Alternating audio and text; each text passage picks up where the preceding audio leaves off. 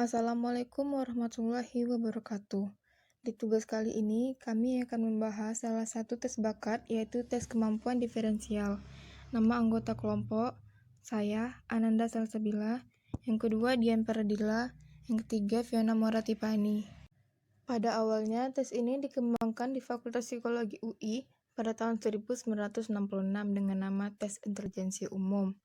Lalu pada tahun 1969, tes ini direvisi dan berganti nama menjadi Tes Intelijensi Umum Revisi atau Tintum 69. Kemudian pada tahun 1976, Sudirgo Wibowo menggunakan Tintum 69 sebagai alat untuk mengukur kemampuan diferensial bagi calon mahasiswa UI. Dan ternyata Tintum 69 cocok untuk mengetahui kemampuan diferensial, sehingga dirubah namanya dengan Tes Kemampuan Diferensial.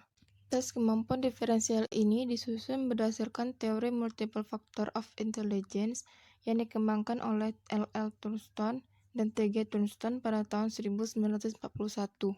Tujuan tes kemampuan diferensial adalah untuk seleksi, diagnosis atau lainnya dalam bidang pendidikan ataupun pekerjaan. Normanya, pada tes kemampuan diferensial tidak dihasilkan IQ total, melainkan norma per subtes. Dengan demikian, dapat dilihat kelebihan dan kekurangan peserta dengan membandingkan norma dari beberapa subtes berbeda. Oleh karena itu, tes kemampuan diferensial dapat dilihat sebagai tes multibakat.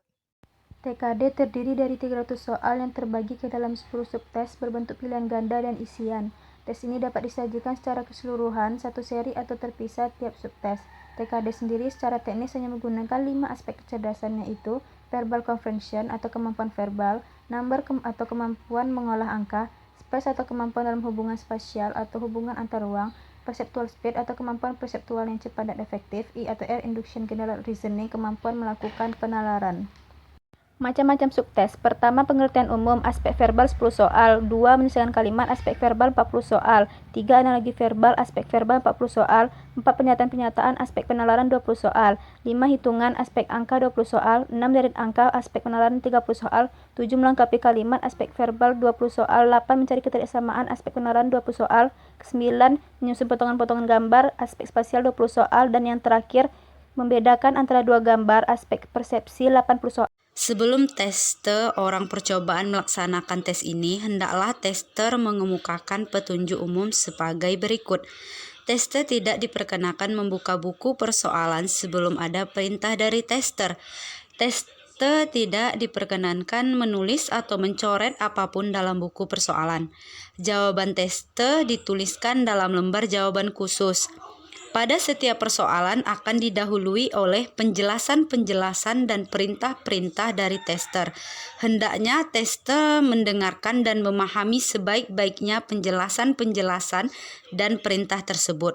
Sebab kesalahan menangkap perintah dan penjelasan akan merugikan tester.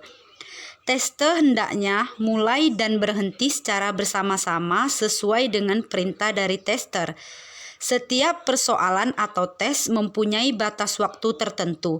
Bila tester tidak dapat menyelesaikan seluruh persoalan dalam batas waktu yang telah ditetapkan, hendaknya tester tetap tenang, tidak perlu gelisah dan tidak terpengaruh oleh persoalan yang telah berlalu.